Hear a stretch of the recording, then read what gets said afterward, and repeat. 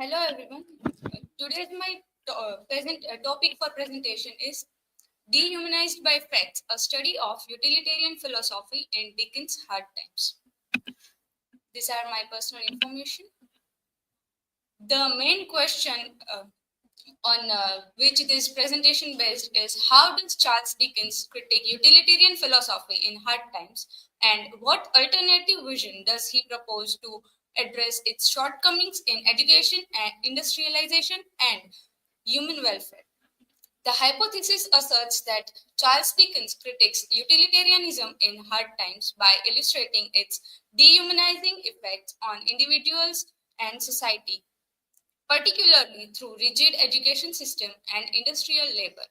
He proposes an alternative vision that values empathy, imagination, and individuality as essential to human well-being and moral progress. In introduction, Charles Dickens' Hard Times offers a profound critique of 19th century utilitarian philosophy, challenging its reduction of human lives to mere calculations of happiness and efficiency. Through the grim industrial town of Cocktown and its residents, Dickens highlights the dehumanizing impacts of prioritizing facts over emotions.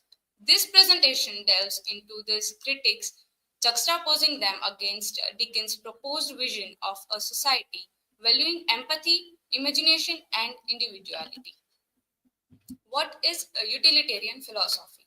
Utilitarianism, a prominent ethical theory, traces its roots to Jeremy Bentham and John Stuart Mill. It emphasizes maximizing happiness for the greatest number of people.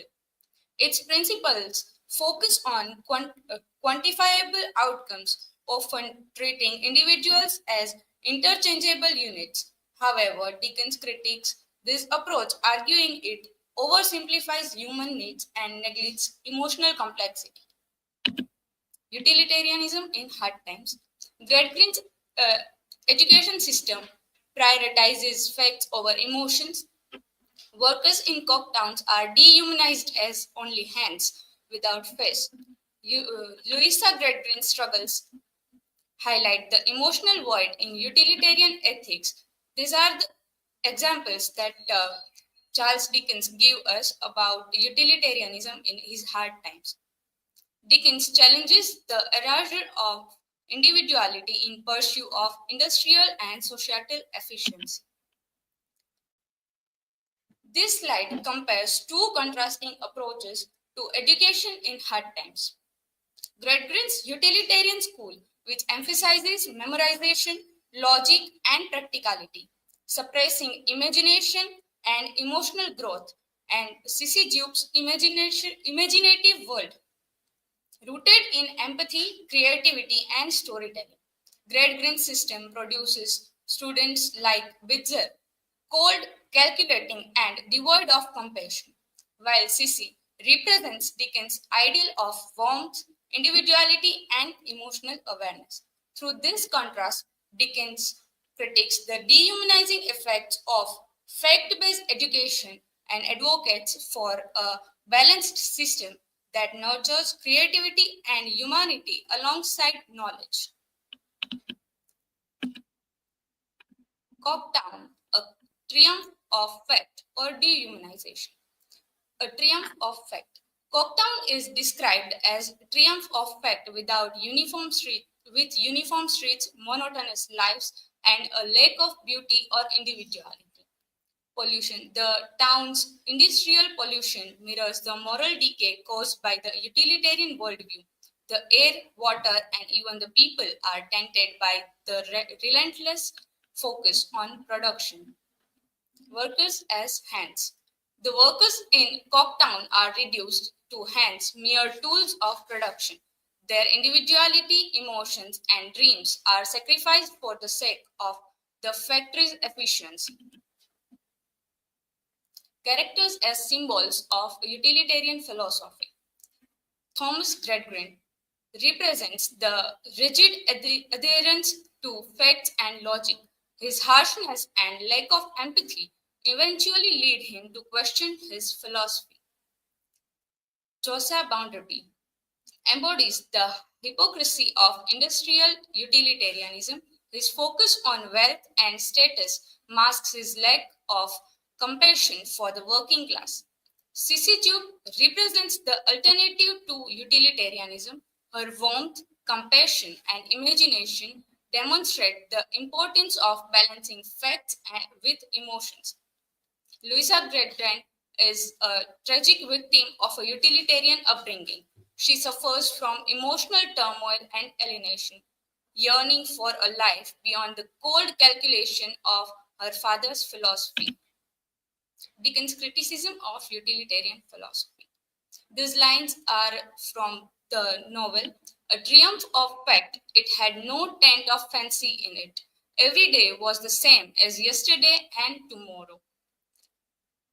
Dehumanization, workers treated as faceless hands. As we see, the character tries to appoint to a lawyer for his divorce with her wife. He was treated by Bounderby that he cannot appoint any lawyer as he is a worker, and they do not have they don't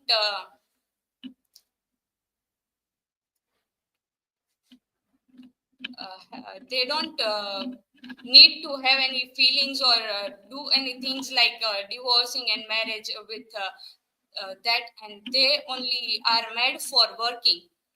Alienation, individuals detached from their labor and themselves, echoing Marxist critics. Moral failures, emphasis on results ignores ethical and emotional well-being. Dickens' vision of a balanced world. Imagination, Dickens advocates for the importance of imagination, empathy, and individuality in a meaningful life. He suggests that a balance between facts and fancy is essential for a just and compassionate society. Sissy embodies this ideal, demonstrating the power of empathy and compassion. She represents the importance of nurturing creativity and emotional intelligence, qualities often suppressed by utilitarian thinking. Dickens emphasizes the need to recognize and celebrate the unique qualities of each individual rather than reducing them to mere cogs in a machine. Conclusion. In conclusion, Hard Times critiques utilitarianism's dehumanizing aspects in education and industrial systems. Dickens' timeless message emphasizes balancing efficiency with empathy and encourages us to re-evaluate how we measure societal progress. His vision challenges us to prioritize human welfare over rigid calculations. So these are my references, and thank you. You can ask. Answers you give in comment.